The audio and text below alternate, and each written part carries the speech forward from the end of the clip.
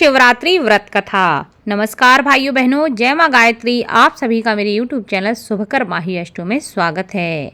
आज के इस वीडियो में सुनते हैं शिवरात्रि की व्रत कथा।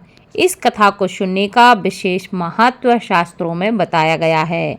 माना जाता है कि इस कथा को सुनने मात्र से भगवान गौरी शंकर की कृपा व्यक्ति के जीवन में हमेशा बनी रहती है और उसके जीवन के तमाम प्रकार के संकट दूर हो जाते हैं। शिवरात्रि की कथा अगर आप दिन में सुनते हैं तो बहुत अच्छा, लेकिन आप इस कथा को रात्रि में भी सुन सकते हैं, क्योंकि इसका नाम ही है शिवरात्रि। यानी कि आप रात्रि में भी इस कथा को सुनकर विशेष लाभ प्राप्त कर सकते हैं। इस दिन का हिंदू धर्म में विशेष महत्व बताया गया है।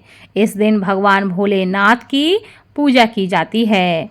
ऐसी मान्यता है कि इस दिन सच्चे मन से पूजा करने से भोलेनाथ प्रसन्न होते हैं और आपकी हर मनोकामना को पूरा करते हैं। प्रदोष व्रत रात्रि की कथा के बारे में शास्त्रों में वर्णन किया गया है।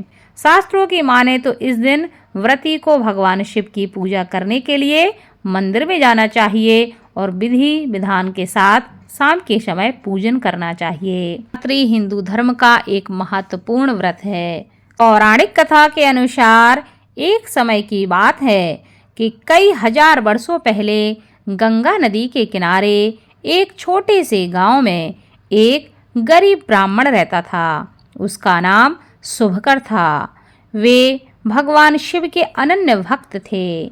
शुभकर का जीवन अत्यंत कठिनाइयों से भरा हुआ था।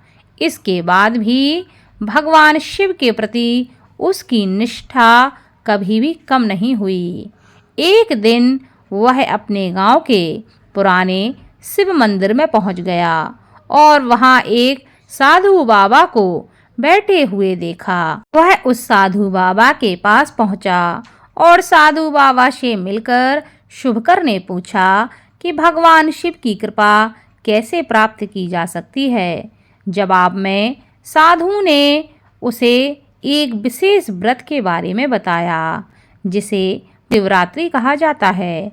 उन्होंने शुभकर से कहा कि महीने की चौथी तिथि को शिवरात्रि व्रत का पालन करना और शिवजी की पूजा करना अत्यंत शुभ मानी जाती है।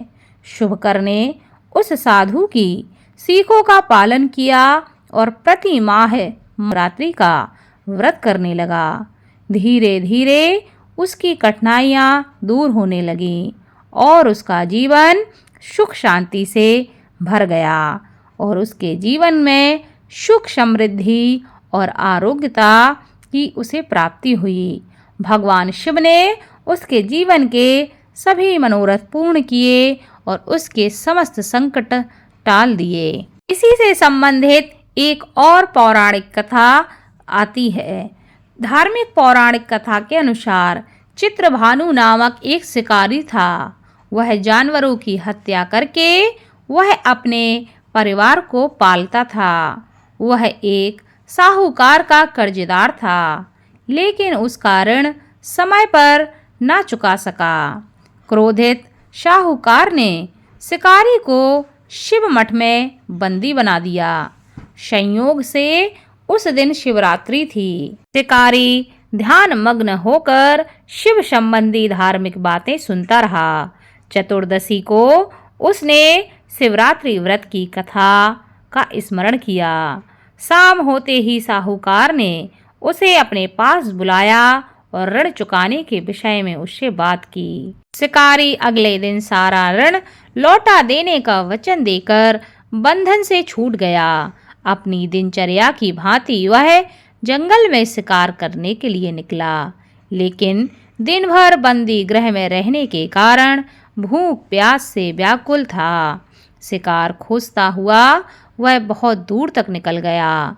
जब वहां वह पहुंचा तो वह देखता है कि हर जगह अंधकार हो गया। तो उसने विचार किया कि रात जंगल में ही बिता लें। वह वन में एक तालाब के किनारे एक बेलपत्र के पेड़ पर चढ़कर बैठ गया और रात बीतने का इंतजार करने लगा।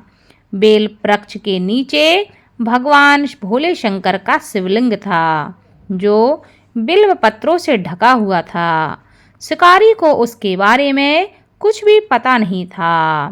पड़ाव बनाते समय उसने जो टहनियाँ तोड़ी वे संयोग से शिवलिंग पर गिरती चली गईं। इस प्रकार दिन भर भूखे प्यासे शिकारी का व्रत भी हो गया और शिवलिंग पर बेलपत्र भी चढ़ गए। एक पहर रात्रि बीत जाने पर एक गर्भिणी हिरणी तालाब पर पानी पीने के लिए पहुंची। शिकारी ने धनुष पर तीर चढ़ाकर ज्यों ही प्रत्यंचा खींची, हिरणी बोली, मैं गर्भिणी हूँ, शीघ्र ही प्रसव करूंगी। तुम एक साथ 2 जीवों की हत्या करोगे, जो ठीक नहीं है। मैं अपने बच्चे को जन्म देकर शीघ्र ही तुम्हारे समक्ष प्रस्तुत हो जाऊंगी, तब तुम मुझे मार लेना। शिकारी ने प्रत्यंचा ढीली कर दी और हिरणी जंगली झाड़ियों में लुप्त हो गई। प्रत्यंचा चढ़ाने तथा ढीली करने के वक्त कुछ बेलपत्र अनायास ही टूटकर शिवलिंग पर फिर चढ़ गए। इस प्रकार उसने अनजाने में ही प्रथम पहर की पूजा कर ली। कुछ ही देर बाद एक और हिरणी उधर से निकलती है। शिकारी की प्रसन्नता का ठिकाना ना रहा। समीप आने पर उसने धनुष पर प्रत्यंचा चढ़ाई। तब उसे देख हिरणी ने विनम्रतापूर्वक उससे निवेदन किया कि हे शिकारी, मैं थोड़ी देर पहले ऋतु से निर्वित हुई हूँ, कामातुर विरहिणी हूँ, अपने प्रिय की खोज में भटक रही हूँ। मैं अपने पति से मिलकर शीघ्र ही तुम्हारे पास आ जाऊंगी। शिकारी ने उसे भी जाने दिया। 2 बार शिकार को खोकर उसका माथा ठनका। वह चिंता में पड़ गया। रात्रि का आखिरी पहर भी बीत रहा था। इस बार भी धनुष से लगकर कुछ बेलपत्र शिवलिंग पर जा गिरे तथा दूसरे पहर की पूजन भी संपन्न हो गई। तभी एक अन्य हिरणी अपने बच्चों के साथ उधर से निकली। शिकारी के लिए यह स्वर्णिम अवसर था। उसने धनुष पर तीर चढ़ाने में देर नहीं लगाई। वह तीर छोड़ने ही वाला था कि हिरणी कहने लगी, हे शिकारी, मैं इन बच्चों को इनके पिता के हवाले करके वापस लौट आऊंगी। इस समय मुझे मत मारो। शिकारी हंसकर कहने लगा, सामने आए शिकार को कैसे छोड़ दूं? मैं इतना बड़ा मूर्ख नहीं हूँ। इससे पहले मैं 2 बार अपना शिकार खो चुका हूँ। मेरे बच्चे भूख प्यास से व्याकुल हो रहे हैं। जैसे तुम्हें अपने बच्चे की ममता सता रही है, ठीक वैसे ही मुझे भी। हे शिकारी, तुम मेरा विश्वास करो। मैं इन्हें इनके पिता के पास छोड़कर तुरंत तुम्हारे पास लौट आऊंगी। मैं प्रतिज्ञा करती हूँ। हिरणी का दुख भरा स्वर सुनकर शिकारी को उस पर दया आ गई। उसने उस हिरणी को भी जाने दिया।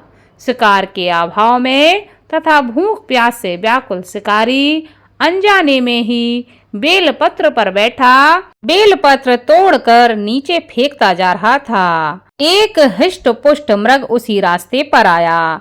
शिकारी ने सोच लिया कि अब इसका शिकार वह अवश्य करेगा।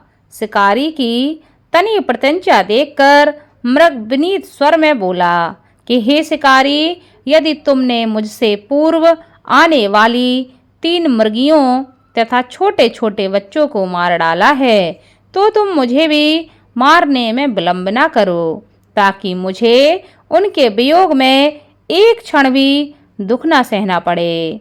मैं उन हिरणियों का पति हूँ। यदि तुमने उन्हें जीवन का दान दिया है, तो मुझे भी कुछ क्षण का जीवन देने की कृपा करो। मैं उनसे मिलकर तुम्हारे समक्ष उपस्थित हो जाऊंगा।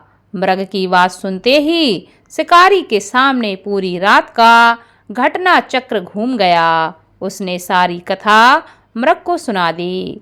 तब मृग ने कहा, मेरी 3 पत्नियां जिस प्रकार प्रतिज्ञाबद्ध होकर गई हैं, मेरी मृत्यु से अपने धर्म का पालन नहीं कर पाईं, अतः जैसे तुमने उन्हें विश्वास पात्र मानकर छोड़ा है, वैसे ही मुझे भी जाने दो। मैं उन सब के साथ तुम्हारे पास शीघ्र ही उपस्थित हो जाऊंगा।